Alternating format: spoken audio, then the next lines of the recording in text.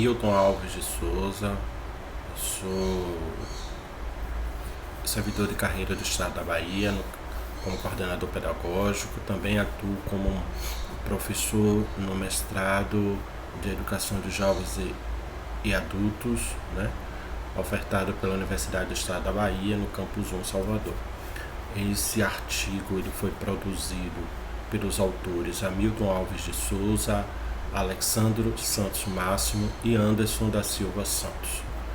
O estudo ele tem como título Educação de Jovens e Adultos na Rede Estadual da Bahia, 2009 a 2025, Justiça Curricular e Políticas Educacionais. O contexto desse estudo ele nasce a partir da percepção da EJA como uma política pública de direito reparadora e emancipatória a partir dessa organização curricular e da sua oferta nas escolas estaduais da Bahia. Com seu histórico crescente de negação do direito à escolarização por parte do Estado brasileiro ao longo da história, também isso nos motivou a entender como é que esse currículo fez esse movimento, né? Pensa um pouco sobre a Bahia 2009-2025, os avanços e reconfigurações e tensões existentes, tá?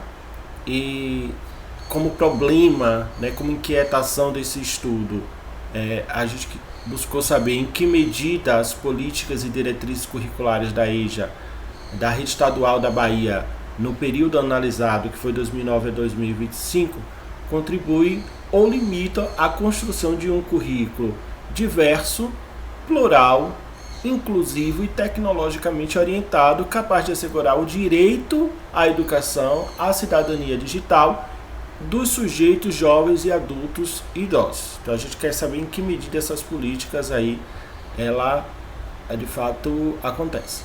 E a fim de nos ajudar a responder essa questão, tem como objetivo central do estudo analisar de forma crítica as políticas e diretrizes curriculares da educação de jovens e adultos na Bahia no período de 2009 a 2025, identificando entraves e possibilidades para a consolidação de um currículo emancipatório orientado pela justiça curricular e pela cidadania digital. O referencial teórico, e aí a gente selecionou 3 importantes autores, né, desse estudo, que foi pensar a educação como uma prática de liberdade, uma educação que faz movimentos circulares a partir da reflexividade, da emancipação, da tomada de conscientização, né, de uma reflexão crítica sobre o seu contexto, a sua própria existência, o Paulo Freire. Um outro autor foi o Miguel Arroyo, pensando o currículo como território de disputa, né, em que campo e quem são esses que estão nessa disputa, né, nesse lugar de sujeitos, né, e aí pensar de onde são, quem são esses sujeitos da educação de jovens e adultos, e a gente vai pensar isso a partir do Miguel Arroyo. E o Nelson Preto para discutir as tecnologias como ecossistema cultural, certo? Conceitos basilares desse estudo: justiça curricular, cidadania digital e educação popular. Nós tivemos como metodologia de estudo uma abordagem qualitativa, uma pesquisa de cunho bibliográfico e documental, com uma análise crítico-interpretativa dos documentos, né? O primeiro documento foi a Política de Educação de Jovens e Adultos, instituída na Bahia a partir de 2009, depois as resoluções 239 e de 2011, o organizador curricular de 2020 e 2022 e o documento curricular da Bahia de 2025. Esses foram os documentos analisados. Como resultado desse estudo, a gente pensou aí, primeiro, a compreensão entre 2009 e 2025, e aí depois da leitura densa, né, cruzamento de informações, a gente foi percebendo avanços, tendo a EJA como direito e um currículo territorial, a valorização desses sujeitos. A educação popular ela é a passa a ser a base curricular, né, a base que sustenta esses movimentos que o currículo vai fazendo no chão da escola, e a inclusão digital, que passa a ser obrigatória a partir do organizador curricular da EJA de 2022. Um outro resultado encontrado foi o estudo de 2023 a 2025. A gente percebeu que a inclusão digital ela deixa de ser uma disciplina obrigatória articuladora das experiências de inclusão digital desses estudantes. A transformação dessa disciplina ou dessas discussões de inclusão digital que sai do componente obrigatório e passa a ser uma diretriz transversal. A gente vai perceber aí uma fragilização da cidadania digital e a tendência à padronização curricular. E aí a gente foi constituindo aí esses resultados também por meio de 3 quadros, um deles que a gente achou bastante importante para apresentar aqui, que é denominado de tensões entre políticas e diretrizes curriculares da EJA de 2022 e 2025.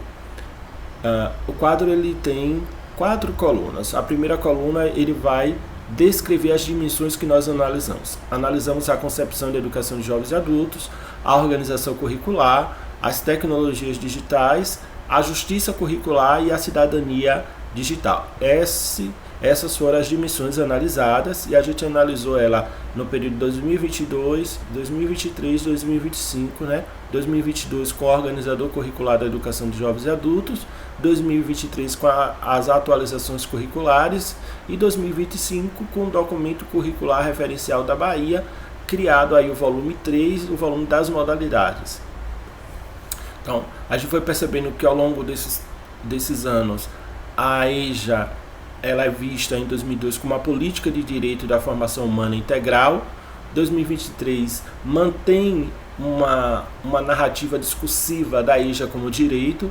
E em 2025, a reafirmação formal com menor detalhamento específico sobre essa política de direito. Na organização curricular, ela está denominada em 2022 como tempo formativo, temas geradores e flexibilidade. Em 2023, há uma tendência maior à padronização por área do conhecimento. Em 2025, maior alinhamento à lógica geral da educação básica como um todo no país, tirando aí as especificidades territoriais, os contextos, enfim. As tecnologias digitais ela aparecem em 2022 como uma inclusão digital como componente curricular. Em 2023, a inclusão digital ela passa a ser de forma transversal. Em 2025, a inclusão digital ela é diluída e não mais obrigatória. A justiça curricular, a gente consegue perceber, a partir das análises, o reconhecimento explícito dos sujeitos nos seus territórios. Em 2022, 2023, reconhecimento genérico dessa diversidade de sujeito. Em 2025, a gente vai perceber uma fragilização da abordagem territorial. Em 2022, sobre a cidadania digital, havia uma garantia normativa curricular. Em 2023, a responsabilização pedagógica das escolas. Em 2025, a ausência dessas garantias de forma explícita, né? Uma síntese analítica que fizemos, a gente foi perceber as políticas como caráter ambíguo, avanço no reconhecimento dos sujeitos, recuo nas garantias curriculares e um currículo como campo de disputa. Concluindo essa reflexão e esse estudo, a EJA ela é percebida a partir do seu avanço como uma política de direito, vai persistir ali, em alguns momentos depois dos 22, as fragilizações, né, mais recentes no campo ali, principalmente das tecnologias digitais, da percepção do sujeito a partir como sujeito cultural, né, o sujeito das suas relações de território. A política ela vai contribuir, também vai limitar o currículo emancipatório, e a gente deixa com esse estudo deixa um legado para o Estado da Bahia, que é a retomada da inclusão digital como componente obrigatório. É preciso retomar esse componente, né? Fortalecer a EJA como uma política de Estado e garantir o currículo territorializado, né? Entendendo que o contexto de cada sujeito, né, e de como esse sujeito se movimenta nesse território é extremamente importante para a articulação de uma educação emancipatória, crítica, né, reflexiva. E investir em formação docente digital crítica. Tá? Muito obrigado a todos e a todas.